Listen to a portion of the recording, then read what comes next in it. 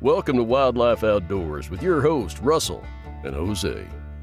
If you have a passion for conservation of the outdoors, or you're enjoying a calming hike in the mountains, an exhilarating kayak trip on the river, feeling a fish on the end of your line, cooking on an open flame in a primitive campsite, or stalking big game, just waiting for the perfect shot, you're in the right place. So put on your boots and polarized sunglasses and come along for the ride. Welcome to the podcast. So now that we actually have a name, welcome to Wildlife Outdoors. I'm Russell. It's my co-host Jose, and we're just going to cover some stuff today, talking about gear, how to get started into fly fishing, why to get started in fly fishing, what's necessary and what's not, but basically an overall episode around gear. Yeah, man, it should be a good one. I guess the first thing we're going to cover is just how to get started in fly fishing, the bare necessities to be able to get a line wet and land a fish. So I'll let you take that, Jose. What do you think is the necessities? Well, maybe we can backtrack a little bit. So, I mean, for those of you who may not know, I know we've talked about in the past, but you and I got into fly fishing at different times in our lives and in different ways. And it was very much like a learning process, and the gear that we use and bought has changed drastically over the years, I would say. So maybe we just talk a little bit about that, man. I agree. Do you remember your first outfit that you started using, that you learned on? I do. It was the one that you, I believe you gave to me after our first or second time out there fly fishing. And wasn't it a Cabela's outfit? It was, dude. So, not the fiberglass one. That came later. It was yes. Dude, that's so funny. That's the combo that I learned on too. I didn't even really. Yeah, I didn't even notice that, man. So yeah, man. Like I had always thought and I always have heard of like fly fishing being a rich man sport, and so we never. My grandfather and I never like even bothered to try to get in. Also, there weren't like any fly shops around, or if there were, we didn't know about it. But we didn't fly fish, so not like we would wander in there anyway. But eventually, Cabela's got built near our hometown. So we were going one day, and we passed by the fly fishing section, and they were having a sale, and they had this little. I think it was a Cabela's like Cahill or Cahill combo, something like that. Came with a rod, a reel, line. I think 1 liter and maybe a few flies. I don't even know. And my grandfather was like, well, we probably won't find anything cheaper than that. If you want to try it, we can, I'll get it for you. You can learn. I was like, dude, yeah, I'll take you up on that. So I think it was like $40, like, when it was on sale. So a little under 50 after taxes. And so for that summer, like, that's the only thing that I used, man. I was like determined to try and learn fly fishing. So there was the Blanco River running by our place, dude. Every we were probably going 2 or 3 times a week, and every time I would just sit there with my fly rod trying to learn. And because he didn't fly fish, I didn't fly fish. We didn't know anybody who fly fish, and back then YouTube just wasn't like really a thing, and so I just had to figure it out, man. And so that rod, I used it. I caught a ton of fish on that thing, and it was just a blast. It was the most fun I've had fishing in a long time. And then summer came and went, and I just kind of put it back in this case and left it in the shed, thinking I was like, oh yeah, I got this fly fishing thing down, man. I'm good. So I just put it up, and dude, it had been years since I had like busted it out. And then one day I don't even remember what I was doing in the shed, but I came across it again. I was like, dude, I forgot about this thing. And so busted it out again, and just forgot how much fun it was. And eventually I ended up passing it on to you. I don't even remember when that happened, dude. But yeah, my first outfit, it's kind of funny, it was your first outfit, and both got us both into it. And dude, it was nothing fancy, nothing like super crazy, but it was a gateway drug, if you will. Right. So what year was that, do you think, that when you started, you got it? I would have to say in middle school. I think it was in middle school. Oh, wow.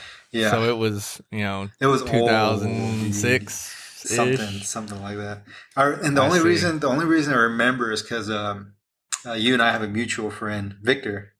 I don't know if it's cool if you mention his name or not, but I don't see why I would. He said he wants to be on the podcast, and he'll be most likely be a guest at some point. So, yeah. Victor, shout out to Victor. Yo, Vic. But yeah, good dude. And so every spring break and every summer, his family would go and they would do stuff like go camping or go to the beach, go fishing, whatever it was. They were big into the outdoors, and they would always invite me to tag along with them. And so the only reason I remember it was middle school is because we were camping on the Guadalupe River, and we both heard that there were trout in that river. But this was before, it was before, I guess, it was popular back then, but I didn't even know. We just heard a rumor there was trout there. And so he actually also got a fly rod about the same time that I did. And so we bought both of our stuff. And dude, I was so fixated on the fishing, I forgot a sleeping bag. I forgot extra clothes.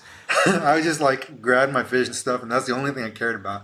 Because I had to call my mom and ask her if she could meet me at the corner store, and she was pissed. She was so mad because she had to drive all the way to where we were camping just to drop me off a sleeping bag and some clothes.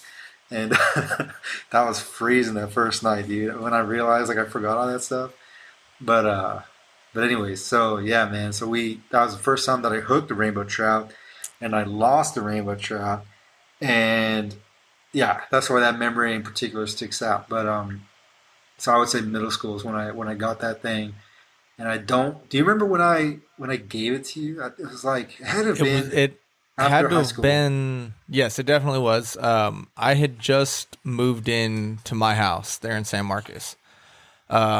And my house was done being built October 2015. So no, August 2015. So it was sometime past that. May have been around that time, because I do remember it was warm outside, if not hot outside, and we were fishing the Blanco River below 5 Mile Dam. Mm-hmm. So,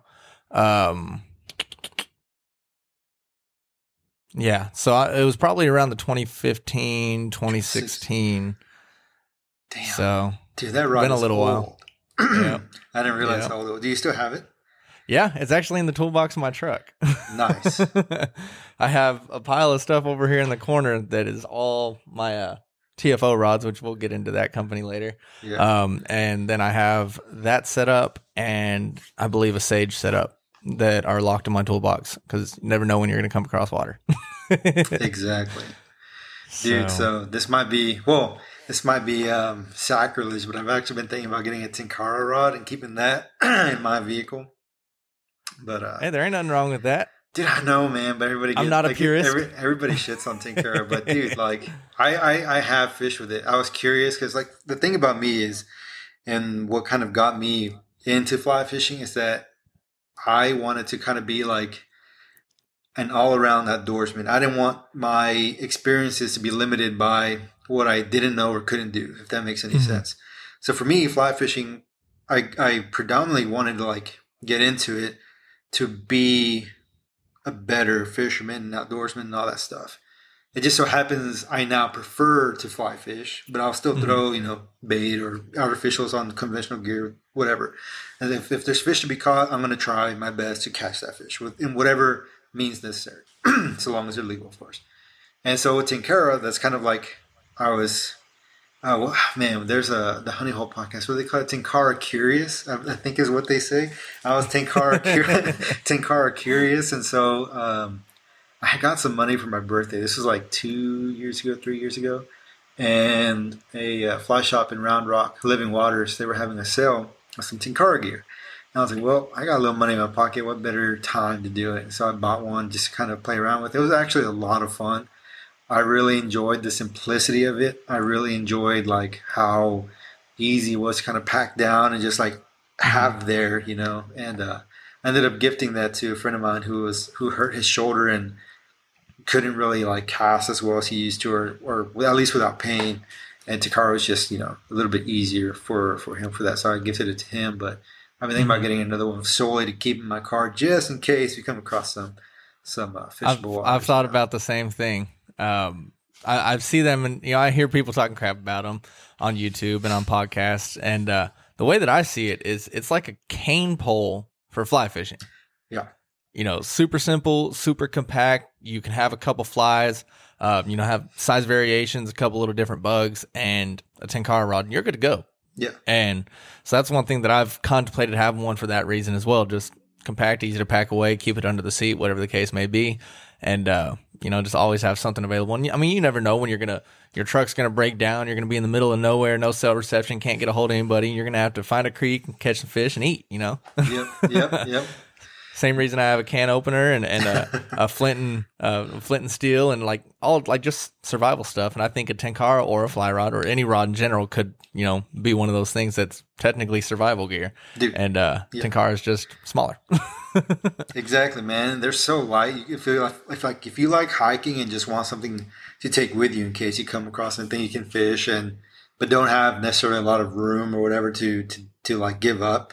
Man, tenkara's like probably a really good compromise. You just throw that thing in your bag, a couple flies, a spool of line, and you're golden. So so I think there is a place for it. And actually, Chris Johnson, he's talked about it in some other podcasts I've heard. For him, it's just another tool. And I think he said he keeps one in his vehicle, and I think it's great, regardless of the stigma. Yeah, exactly. Thank you. Yeah, regardless of the stigma that it carries in the industry, but that's pretty cool. Anyways, kind of got off topic there. And for those of you that don't know what a tenkara rod is, so it's basically, I don't want to say it's like a fly rod, but it's kind of like a fly rod.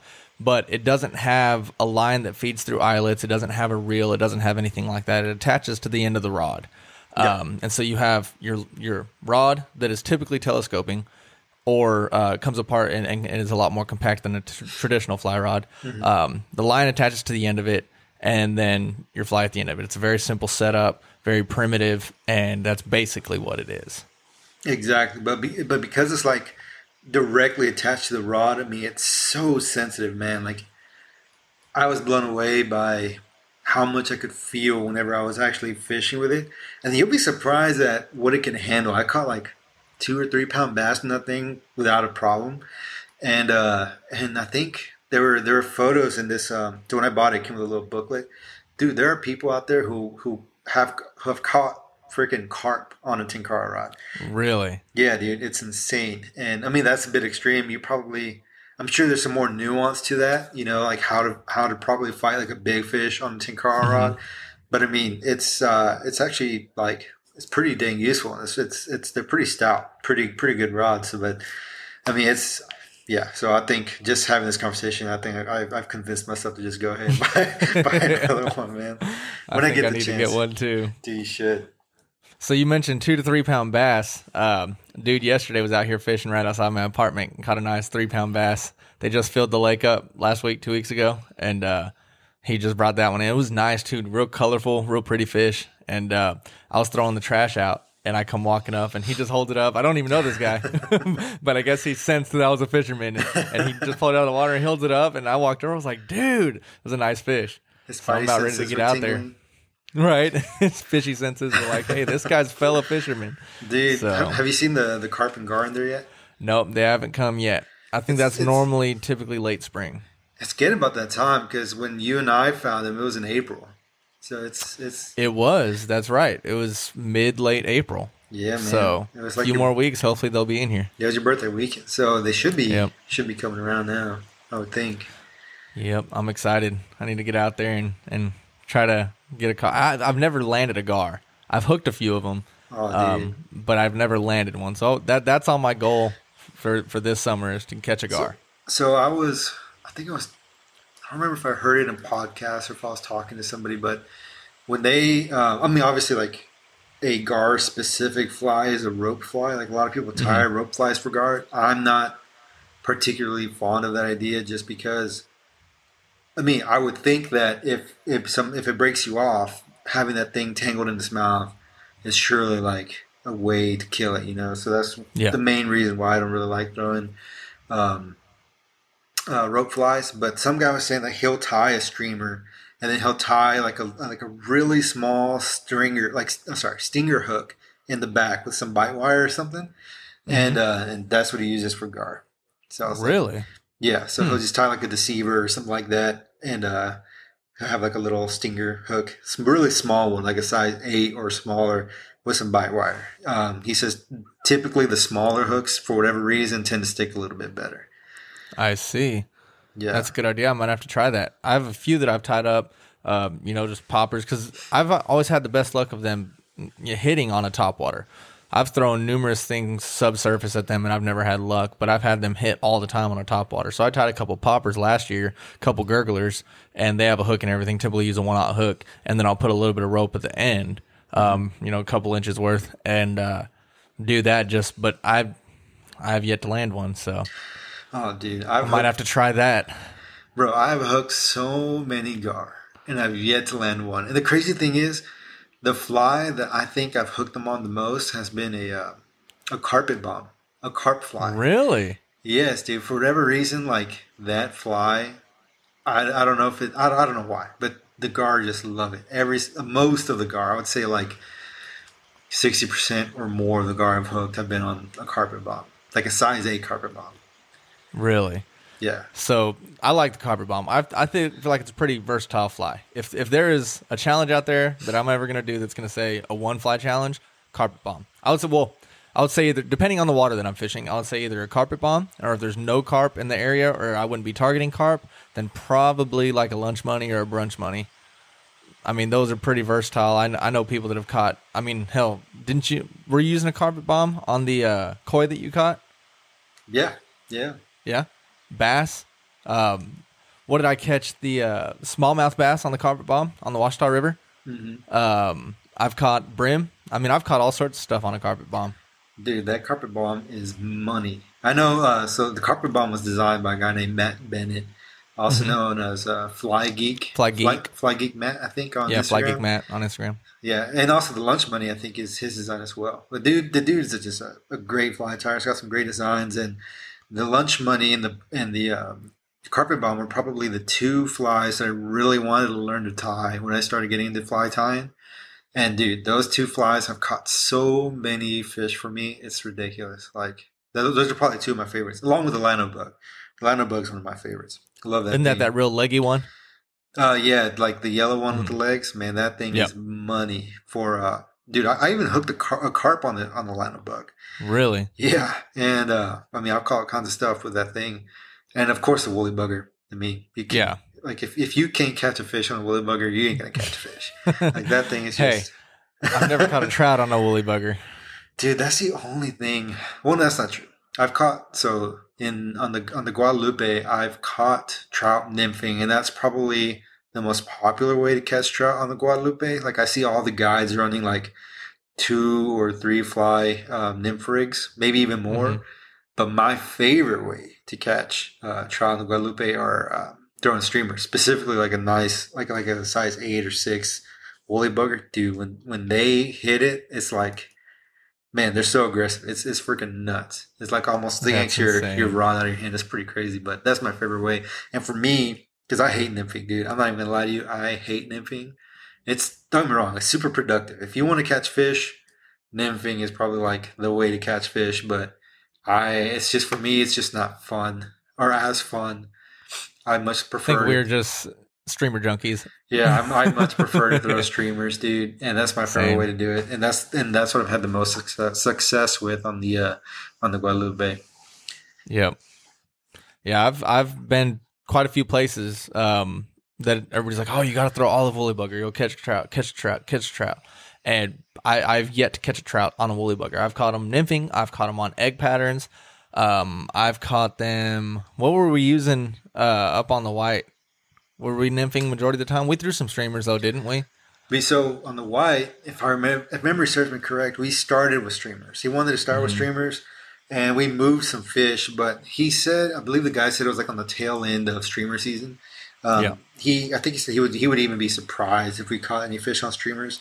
But he just wanted to toss them out just in case they're still feeding, but they weren't. I mean, we were attracting them, like we saw them, but they just weren't eating. So then we switched to nymphs, and I think he was using Duracells, if I'm not mistaken. Yeah, the Duracell's what I caught that big brown and that big cutthroat on. Yeah, that thing, those were money, man. Those fish love the Duracells up there. Yeah, they did. And, I need to tie some up. I have yet to tie them. I haven't tied them either. And then I tried nymphing, and all I was hooking were small, like rainbows. I think I had a nicer fish on it. I'm assuming a brown, but it came off. It came unpinned, and I just kind of got frustrated. I was like, dude, I'm just gonna stick with the streamers because that's what I like throwing, and that's what I feel Yeah. comfortable with. And I actually got a brown Aida streamer. I mean, slammed it. And when we went to the fly shop afterwards, I can't remember the name of it. And they're like, "Oh, what were you guys using?" We're like, "Oh, we were using some nymph rigs, and I caught one on a streamer." And they're like, "You caught one on a streamer?" And I was like, "Yeah." And they were like legitimately surprised. That was up in Cotter, wasn't it? This sounds about right. Yeah. I don't know what the name of that fly shop is. I'd plug it because they were super friendly. Oh yeah. It's But I super can't remember the life of it for the life of me what the name was. But Yeah, dude, I maybe can't we can put it in the remember description. We can look it up after the episode and put it in there. But if y'all are Probably. ever wanting to go fishing near Cotter on the White River, Arkansas, definitely swing by. It's super friendly, and it's a smaller shop, but they got a bunch of different stuff. And of Oh, course, they got the typical shirts and hats and gear and stuff like that. Very knowledgeable though. yeah, super nice people. And there's a nice little diner too. I can't remember what it was, but they had some pretty good food. They did. It was really good. Yeah, cool So. little town. Yeah, it But, was. Yeah, it was. So I guess we should talk about our. We kind of got off subject there a little bit. a little bit, yeah. Yeah. So we both started on, ironically, the same outfit from Cabela's. The same cheap outfit. Yeah, cheap outfit, and it has done wonders for both of us. We've both caught bunches of fish on it. So that's basically the way that I would go if you're looking to get into fly fishing is just find an outfit, an all-in-one outfit. They have them. I mean, you can stop at outdoor stores. You can stop at, Cabela's, Bass Pro, local fly shops typically carry them and have them on stock. There's all different kinds. I know Cabela's and Bass Pro's brand is White River. And it's decent quality stuff, especially for the price. And a lot of those you'll get the fly rod, you'll get a fly reel, backing, fly line, typically a leader, maybe some tippet material, maybe some flies. Basically everything that you would need just to get out there. Yeah. And dude, so like to that end, I would say it can be really daunting going into a fly shop for the first time. And because it's really specialized, it'd be like me walking to a store that specializes in golfing. I wouldn't even know where to begin, and it's just, what's nice is they do have these outfits, like you're saying, that have pretty much everything. Like literally, all you need are flies, and you can go fishing. And sometimes they even come with that. Like you just need water and some fish and go fishing. But yeah, dude, it's like I don't think you need to spend a lot of money to get into it. It in the past, and even now, I would say it still carries that stigma of it being like a rich man sport. And it's not hard to see why when you walk into a fly shop, dude. Like it's easy to find rods that are pushing $1,000, reels to lines that cost $100 or close to it, or even a little more in some cases. And I mean, it's just a whole nother world. So it can add up really, really quick. But I don't think price should be the thing that keeps you away from trying this. Because perfect example, you and I, we got started on the same outfit that cost us $40. Because at the end of the day, and what's nice about many hobbies in general, you can't buy your way into it. I mean, sure, you can, if you have the money, you can buy the nicest stuff, but the limiting factor are going to be your skills. If Exactly. might be able to afford $1,000 rod, the best line, the best reel, but if you can't cast that thing, it's going to do you no better than buying a $30 rod. Exactly. And so yeah, man. So if you really want to try and get into it and you really don't know, just shop around. I mean, you can find, even on Amazon, you can find some really affordable stuff to get into it. And then nowadays with modern technology and manufacturing processes, it's really hard to buy a bad rod. And obviously some are going to be better than others. With the increase in price, you do gain to an extent a better, I guess, experience. It'd be like driving a Honda Civic versus a Porsche. The limiting factor is going to be the speed limit. But so if you're traveling at the same speed, it's going to take you to the same place at the same time every time, right?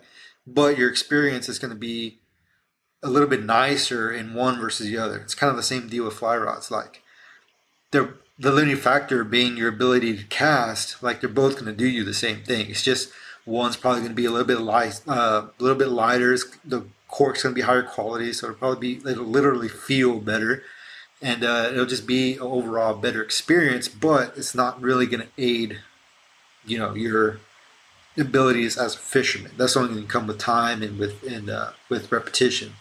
So, Exactly. yeah, man. I mean, dude, go buy you whatever you can afford. You don't need to take out a mortgage. And now, like I said, like there's just so much out there. It's. I don't think it's ever been as accessible as it is now. Especially with Exactly. like the increase in popularity. Like, dude, if you're ever gonna do it, now's the time. Like, it's just go for it. Don't be intimidated. The fish ain't gonna tell the difference if it's being caught in a sage or like, I don't know, a Reddington or a white river or an eagle claw. They don't know. Only the fishermen.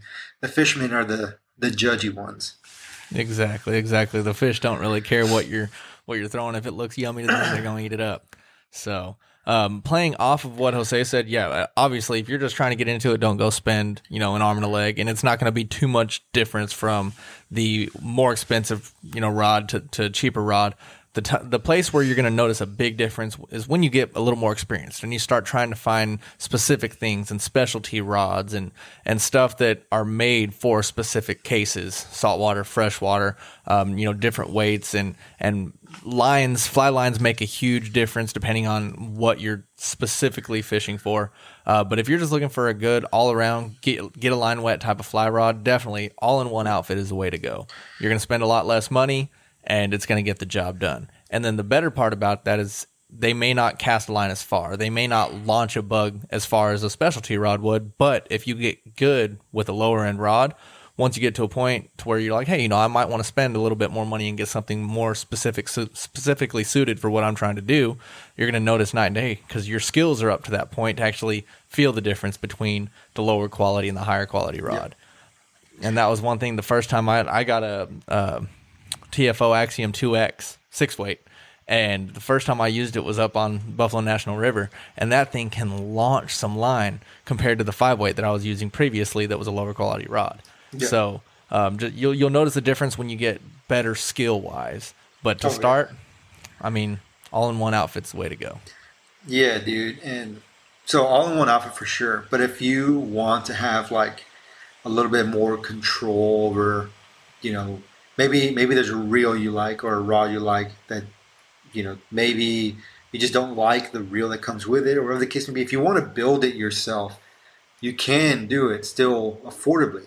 Just it would be good probably to set a budget and kind of go from there. But if I were to if I were to walk into a fly shop, like if I were to talk to myself, I don't know, when I was just getting into it years back, and I wanted to build one, I would probably say to spend the majority of your budget on the best rod that you can afford and buy the best line that you can afford and then get a reel. Because for like 90, well, maybe not that high because depending on where you live in the country, but for the vast majority of the fish that we'll be catching, especially if you're a beginner, the reel will likely only serve as a line holder.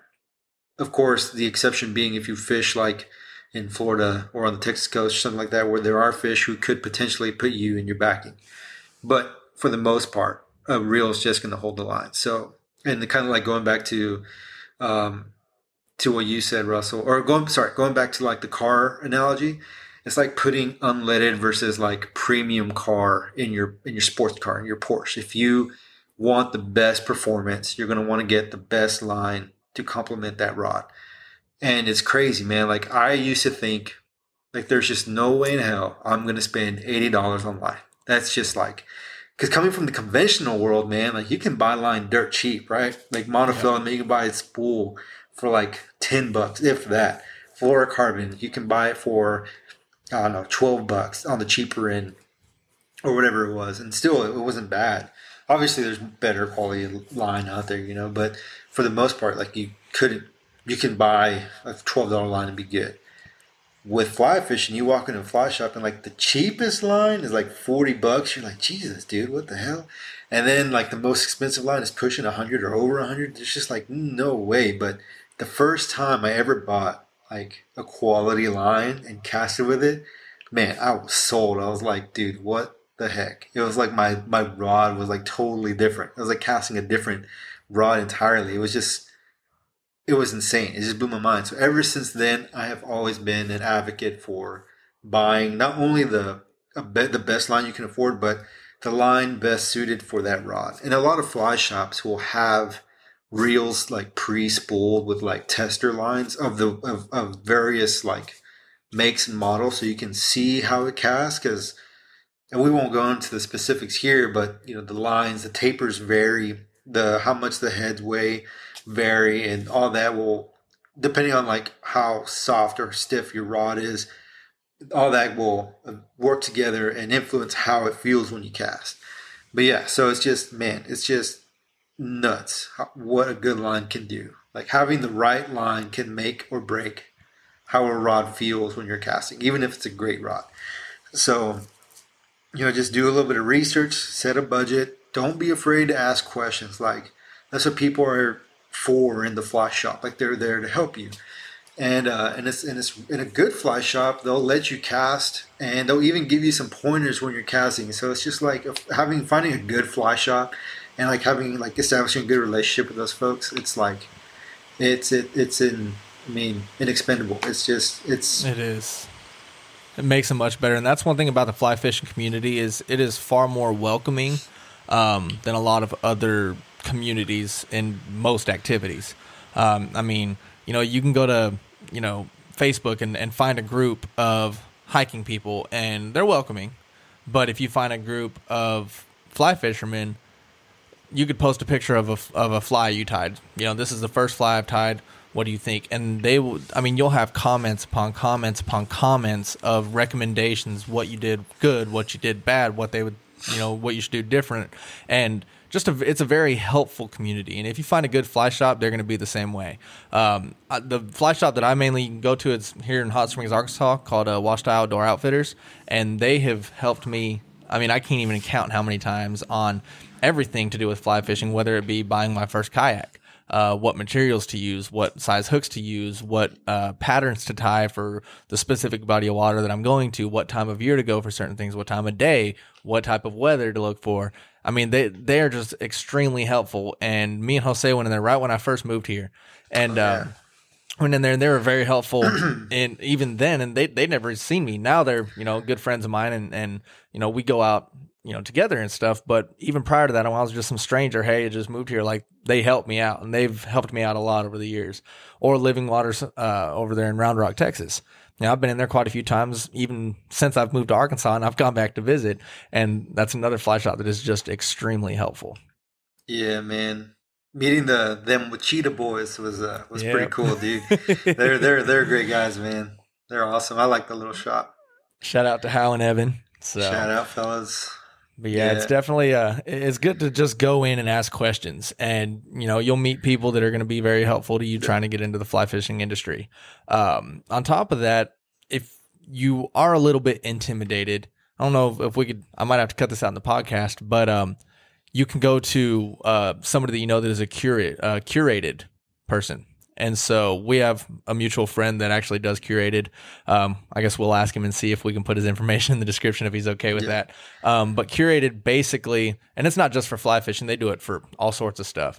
But they have experts that they hire to sell these products, and they have deals that they can find that fly shops or other people might not be able to find for you, and get you a discounted rate on certain things. And so I've gotten a good quality all-in-one combo from our mutual friend. I think I spent $115, and it was a TFO Black Label setup, and it came with everything. It was ready to fish, and it's, you know, decent quality stuff. So yeah, man. So like, I guess so. We're not affiliated with Curated by any means. It's just Curated is it's unique, but it's super cool because it's like having a personal shopper. So you just like create an account, whatever, and if you know someone from Curated, or if you don't, you can like pick someone, I guess, within your region.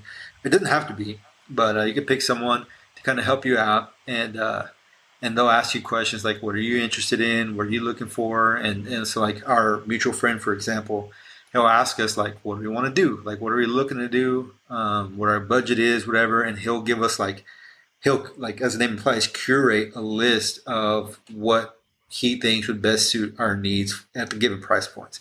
And it's super cool, man. And it's such a personalized experience because at least for me in the past, I haven't ordered anything from him in a while. But in the past, he'll like reach out to me periodically and be like, "Hey, man, how's that stuff working out for you? You know, is everything going on good? Whatever." And he'll just like check in on you, make sure everything's going good, whatever. And if there's anything that like maybe there's like a sale or something like that on some of the stuff um, that you were interested in, or if there's new stuff coming to the market he thinks you'll be interested in, he'll like send you links and all that stuff so you can kind of check it out. And it's no pressure; he's just kind of like keeping you updated. But it's a really unique experience, really cool, and I've only have good things to say, and I've actually recommended some people to him, and they've had nothing but great experiences. Like curated is a really good way to go about it. Um, if you really don't know where to start. Like they'll help you out for Exactly. sure. And especially if there's not like a fly shop near you, like where I live currently, the closest fly shop's like an hour and a half away, maybe a little bit more. So having someone with like the expertise I can just email and they'll get back to me, it's like, man, it's awesome. Yeah, and there's definitely plenty of tools out there between local fly shops, curated.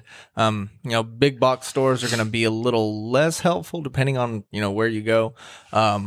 So I would say that would probably be in that order: local fly shop, curated, big box store. Because Some guys are pretty knowledgeable, but it's going to yeah, be hit or miss when you go to those big box stores. and to be fair, like of course you can always order online, whatever, and there's nothing wrong with that. But the reason I would say, and the reason I say is it's worth it to go to a fly shop if you can, even if it's a little bit out of the way, is because oftentimes you can cast the rod. If you order it straight from online, there's a chance that maybe it's just not suited for your casting ability or your casting stroke because that varies, right? Um, or maybe you just don't like it. Maybe it's too heavy or whatever the case may be, but you don't know until you actually have it in your hands or able to cast it. The nice thing about going to the shop is not only can you cast that rod you might be interested in, but like I said, oftentimes they have these preloaded reels and you can cast it with a variety of lines and see which one you like the best, and you're ready to go. So that's one thing that is like it's the main reason why I would recommend going to a fly shop if you can, um, over like buying sight unseen for the most part online. Exactly, I completely agree with that. Yeah, man. And I wish we had a fly shop here, dude. I mean, don't get me wrong. Like, I don't mind driving that far, but dude, it's So hard to. there's two fly fishing clubs over there, aren't there? So what how did they have to travel as well? Like how does So, that work?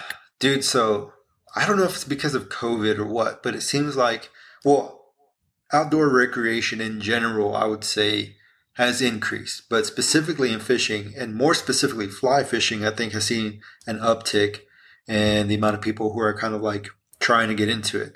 And so, not to say like, so when I started fly fishing around here, I was the only one really, I think at that point in time who was doing it. I rarely saw someone fly fishing.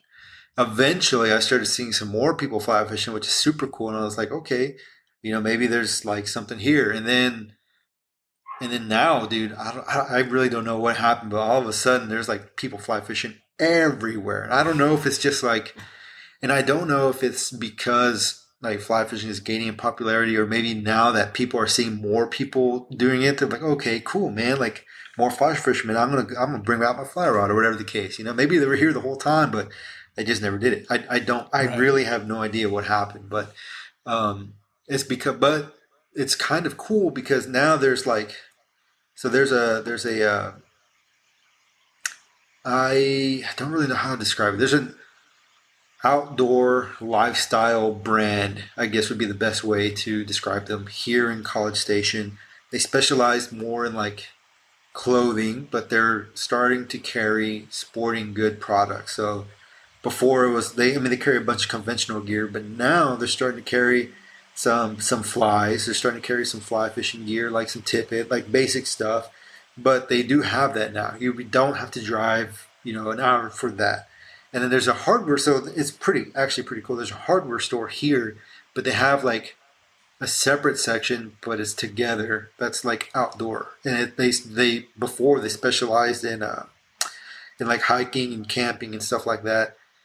But now, and they did a little bit of conventional gear, but now they're bringing in more fishing gear, and they actually have some Redington outfits there.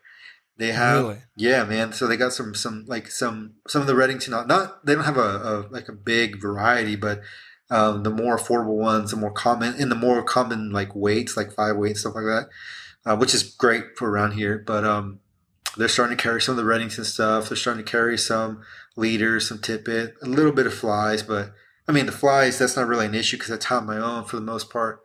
But it's nice that I guess there's been enough of an uptick in people and enough of a demand that some places are now starting to carry some fly fishing stuff. So, but like for fly tying, or if you maybe want to, if there's like a rod from other brands or reels that you want to look at, you do have to probably go to either Houston or Austin or whatever, one of the bigger, closer cities, to be able to find some of the more specialized stuff, I guess, especially tying material. We haven't had anybody, at least that I know of, starting to carry tying material here.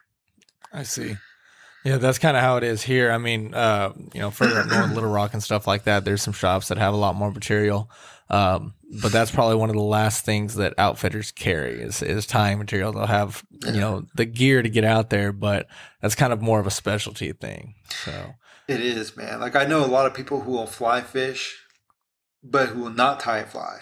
And I don't blame them, dude. Like I got into fly tying thinking that I was going to save money. That's how I rationalized it. But then after I started buying everything, I was like, yeah, I ain't saving shit, dude. I'm spending way more money than I did fly fishing. So, right. So I don't blame people, man. And honestly, it's probably cheaper to buy your flies and tie your flies up to a point.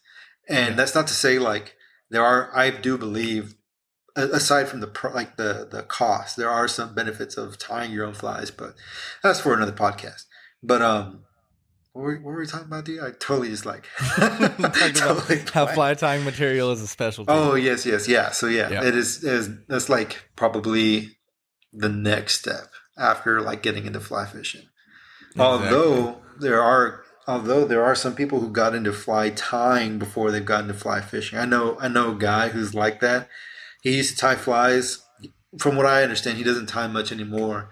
But he used to tie flies as a way of like relaxing. He didn't even know how to fly fish. He just liked tying the flies. Really? Yeah. And if I'm not mistaken, I could be wrong, but I think Chris Johnson from Living Waters, I want to say, I hesitate to say this because it could be wrong. If I'm wrong, I apologize. But I think in a podcast I listened to with him, he mentioned that he learned to tie flies before he got into fly fishing. I think he was gifted a fly tying set for like his birthday or Christmas or something. I think I listened to that episode as well. Yeah, and I think in that same episode, didn't he talk about his daughter saying how she's 4 and she's getting into tying something like that? I can't remember. Yeah, so there are exceptions. Like people do get into tying before they get into fly fishing, but usually it's the opposite. People learn to fly fish before getting into tying. Yeah, this is true. So one last thing I guess we can cover a little bit of before we end the podcast would be, what gear do you not recommend? I mean, there's some things that are out there that are just kind of, I mean, you could use it, but does it really help? Is it really worth the money? Do you have any things off the top of your head that you think of for that? So one thing would probably be at least for me, this is all my opinion, but I think leader straighteners. You know, those little like leather pads. Leather, yep. When I got into it, I thought that I would need it. You know, I was like, I gotta have this, and I never used the damn thing, and it's been fine. You know, like when you unravel your leader, you just kind of tug it a little bit, and it's like good.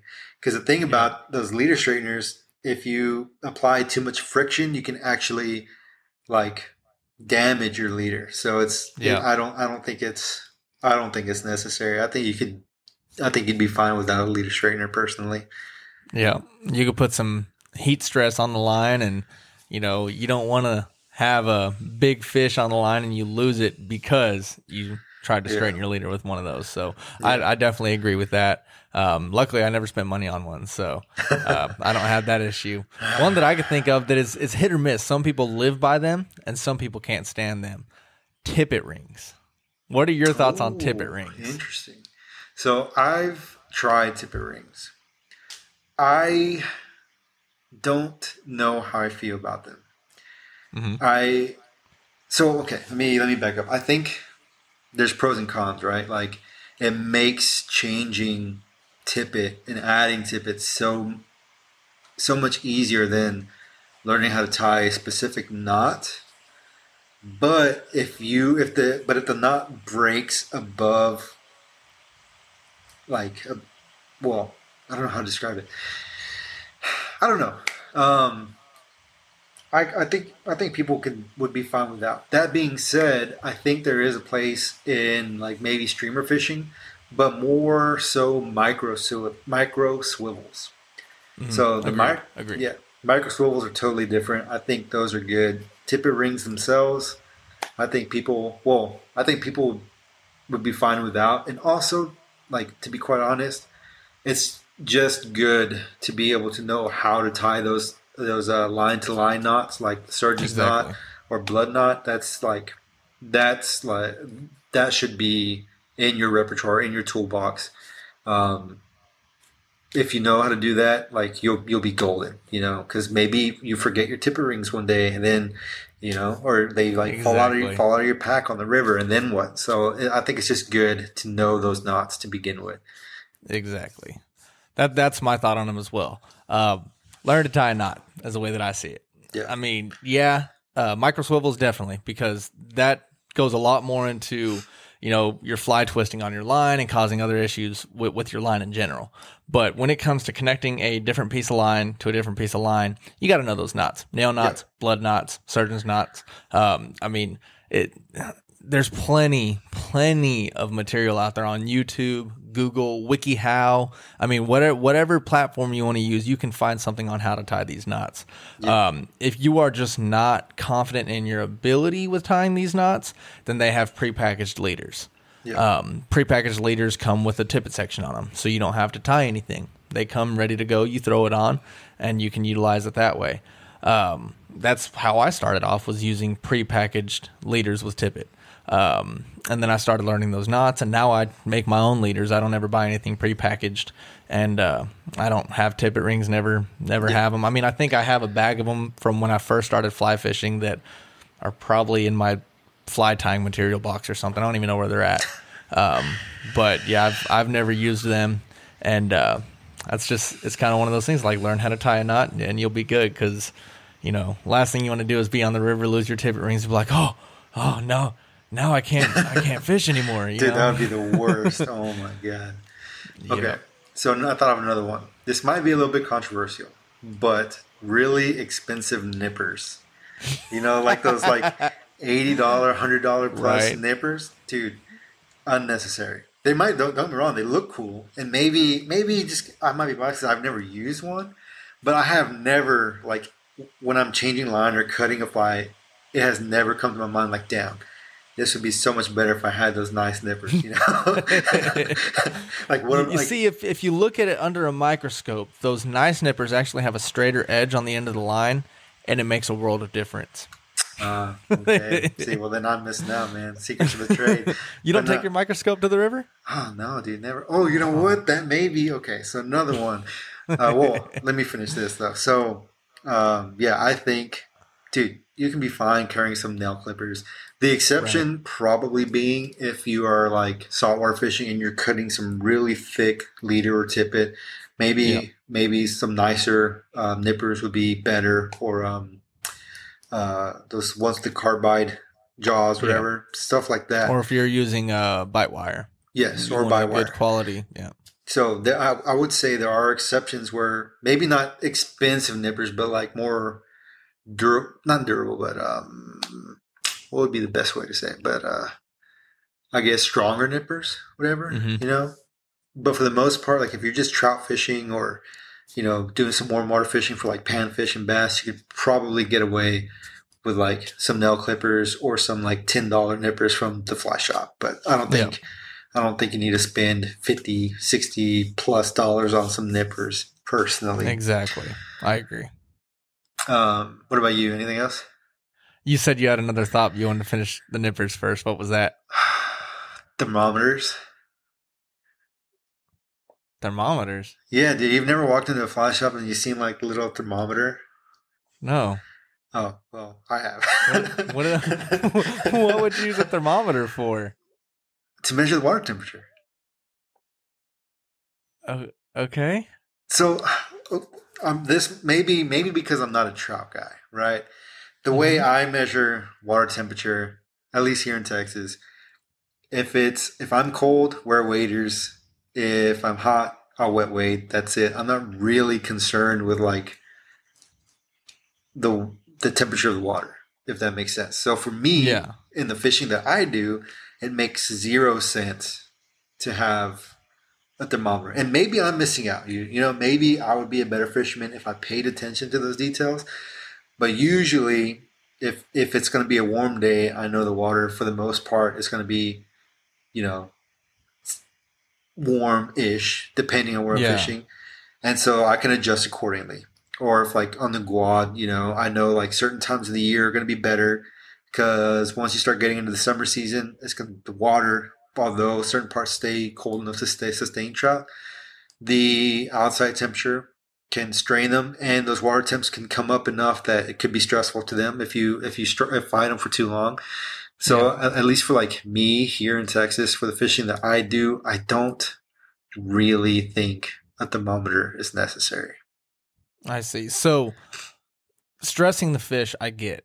Yeah. But with that being said, what do? You measure the water temperature when you get there, and you're like, oh, well, it seems a little warmer now. Let's check it. Oh, we got to stop fishing because we don't want to stress the fish out. Dude, Would that be the use of it? I guess. Or But the thing is, warm water fish tend to be, with some exceptions, a little bit more hardy than say a trout. They're not like exactly. as susceptible to those fine changes in temperature. So to me, it makes sense in an area where you're going to be catching trout, right? Like maybe Colorado or something like that. But for here, like it just doesn't make sense. So maybe that's another good point. Like depending on where you're fishing in the country, some things may make sense, some things don't. Yeah. So take that with a grain of salt. But for me here in Texas, because I've seen some folks, I've seen them in the fly shops here in town, and when I first in this to my point, when I first got into fly fishing, I thought that it would be a really good idea to get a thermometer, and I almost bought one. I'm glad I didn't, just because I don't think I would have, and it was expensive. It was like $30, and I just, oh wow, yeah, something like that. I just don't think it would have made sense for me to use it, considering I only fish the Guad like once or twice a year. I just don't think I would have got my money's worth. So I think folks generally, unless you're like a trout dude in Texas who's fishing the Guad heavily, maybe that makes sense for you. But for me, who goes once a year, twice a year during the cold months, it just doesn't make sense. Right, and that's, I mean, here I'm at a place where we have warm water and cold water fisheries, and in the summertime I don't fish for trout. I don't want to stress out the fish. A lot of the times they don't make it unless you're up in the northern part of the state. They don't make it throughout the year. Very few holdovers. I just don't fish for them in the summertime. For one, there's not as many of them, so you're not going to have as good of luck catching them. For two, I just don't see the need. I mean, if you have warm water species, why not go for the warm water species? They're a lot more aggressive, a lot more fun than catching a trout anyways. So summertime, I don't fish for cold water species. And if I am catching them, it's very rare. So yeah, I guess I just don't understand the whole purpose of having a thermometer, but that definitely makes sense. Yeah. What about you? Can you think of anything else? Not that I can think of. I mean, I know there's plenty of things out there that probably most people don't use, but somebody could find a use for, but nothing that I could think of. Okay, so then what about the opposite? What are some things like you would recommend someone to get? Like envision somebody like if somebody were to come up to you and be like, hey man, I really want to get into fly fishing. I already figured out what rod and reel and all that stuff I want, but what else do you think I would need to really get into it? Hemostats. Oh yeah, for sure. Gotta have your hemostats. There's been numerous times I've been caught out on the water with a fish that is engulfed a fly that I cannot get, and I just hate being the guy knowing that I'm going to release a fish that might not make it. Yeah. So definitely get yourself some hemostats, little things to get the hooks out, long nose pliers, whatever it may be. I prefer hemostats. They're compact, smaller, and they're a lot thinner, so you can reach further down in case they do engulf a hook. Cheaper. Yep, cheaper. So hemostats are one that kind of can be overlooked. I've forgotten them myself numerous times. So. Yeah. And a lot of times, like fly shops will have like some cheaper ones, like near the counter or something, and they're like $2-3, whatever. Dude, like buy 2 of them, keep one in your truck as a spare, keep one in your pack. Dude, there have been times kind of like you where I forget my hemostats, and I had that happen where like a little bluegill eats a small fly, and I'm like, damn it, I can't get it out, and it sucks, dude. It's the worst feeling. It sucks. It is. What about you? There's a few. I would say polarized glasses. Doesn't have to be expensive. Oh, for sure. It doesn't have to be expensive. Like you don't have to get Smiths or Costas or whatever. It doesn't have to be expensive. But glasses that are polarized for 2 reasons. One, obviously, is eye protection, because especially if you're a new caster, if you haven't quite got the hang of, casting, and especially if there's a wind, sometimes, the line has a tendency to whip around, maybe get hooked. It'll save you a trip to the hospital if you have some glasses, right? Number 2, because fly fishing, a lot of times, like, it helps to see where you're casting, to see the fish. Polarized glasses are like essential, especially if you're fishing on the coast or doing any kind of sight casting. Polarized glasses, I think, are a good tool to have. I agree with that. And you wear Smiths, don't you? I alternate between Smiths and Costas. Okay. And I primarily use Costas. But with that being said, there's been times that I have lost my Costas, and it's a while before I can get another pair. I lose stuff in water. It's just It's me. I lose phones. I lose glasses. It's just something that I do. Almost lost a fly rod. In a pinch, I've almost lost 2 fly rods. Luckily got them both back by the grace of God. But there's been times in a pinch that I've lost sunglasses that I've gone to Walmart and got the $8 pair of polarized sunglasses, on the shelf in their fishing section, and they don't do just as well, but they get the job done. So polarized sunglasses, I agree with that 100%. Yeah. What about you? Anything else? I mean, I could go on and on about things that you could use out on the water, but okay, we'll just say core. Like, you should have this. Depending on your fishery, waders. If you're going to be fishing in the wintertime, there's plenty of fish to be caught in the wintertime. Waders, that's a good one. And there's even times, when it's not in the wintertime that you want to get out on the water, that sometimes you just don't want to get wet. If you have a thinner pair of waders, if you have something to go do and you're, pinched for time, it's like, oh crap, well, I got to go do this in a couple hours, but I just really want to go get in the water, but you don't have time to change. If you have a thin pair of waders, go pop them on and then get out and just go do whatever you're going to do.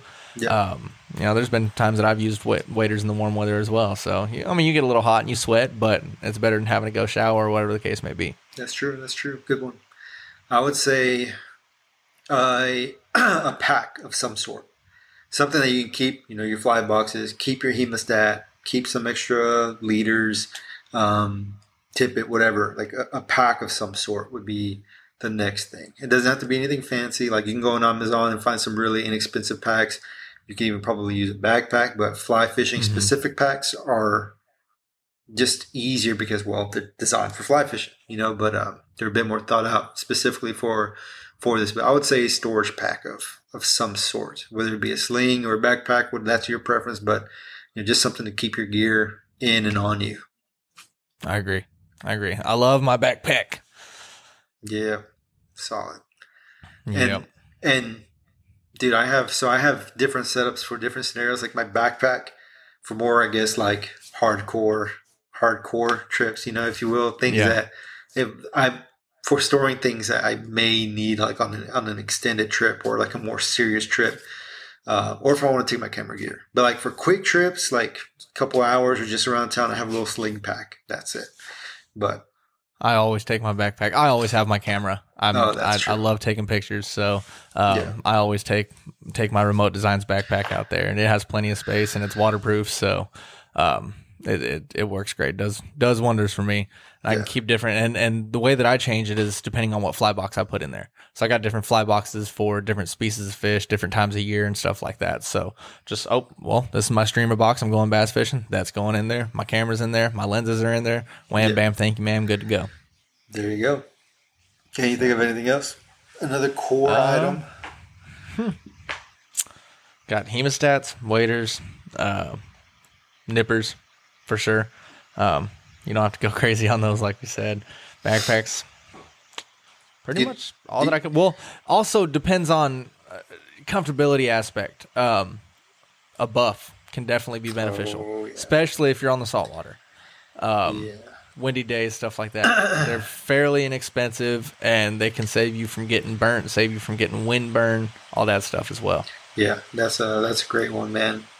I've always, every time I go like on an extended trip, I always have a buff or some kind of face shield. Invaluable. Sorry, what was that? I said anytime like I go on an extended trip, I always have like a face shield of some sort. But yes, like invaluable, man. It's so handy, and it's also kind of nice because like if you're really hot, you can take the thing off, dip it in the water, put it back on, cool you down a little bit. Or if it's cold, your breath warms your face up. Yeah, dude. Those things are awesome. Yeah, they are. And I guess one other thing I can really think of, we covered hemostats, tackle storage, glasses, nippers, waders, and you just now mentioned the face shield. I would say extra tippet. Oh, for sure. Yeah. Extra How do we not? That should have been the first thing. I know. Extra spools of tippet. Because, you have like these 7.5, 9 foot long leaders, but eventually, whether you're breaking off or you've cut and changed fly so many times, it's going to start getting a little bit shorter. Or maybe, depending on the situation, you need to go down a little bit in size if the fish are really finicky, or even switch to fluorocarbon. Having extra spools of tippet it's like essential. I'll say a couple spools and you should be good to go. I agree 100% with that. Pretty solid list, I think. Yep, I think that's a solid list of things to begin with. So yeah, man. Cool. Hopefully we can get some people out there on the water that have never had a fly rod in their hand. And me and Jose are always available for questions. You can reach out to our page, wild.life.outdoors on Instagram, and me and him are both more than happy to answer any questions you may have. And maybe in a future episode we can talk about like more specifics, like rods and reels for different scenarios and situations, and the differences between the reels and the weights and things. And lines, floating lines, sinking lines, sink tip lines, intermediate lines, weight forward lines. It can get real technical real quick. But that it definitely can. So we can definitely cover that in a future episode. Yeah. Maybe we can take a poll or something, see if there's any interest there. But I think we've got a pretty solid little list here for the beginner. I think so as well. So I guess that'll be the end of it for this podcast. This is Wildlife Outdoors. Feel free to follow us at wild.life.outdoors on Instagram. We will be having more socials coming soon, so y'all keep your eyes out for that. And we enjoy y'all staying through the end and listening. If y'all have any questions, comments, concerns, anything like that, feel free to leave it down. And we'll tag some shops and people that we mentioned this episode in the description. So anything else you gotta cover, Jose? No, man. Well, we appreciate your feedback. If there's anything that you like or don't like, please let us know. We want to try and, make this the best we can. Or if you have any ideas for future episodes, we're all ears. But we appreciate you sticking around and giving us a listen. And, hopefully you'll join us in the future. Thank y'all. This has been Wildlife Outdoors. Thanks for listening. Follow us on Facebook at Wildlife Outdoors and on Instagram at wild.life.outdoors. Let's go live life on the wild side.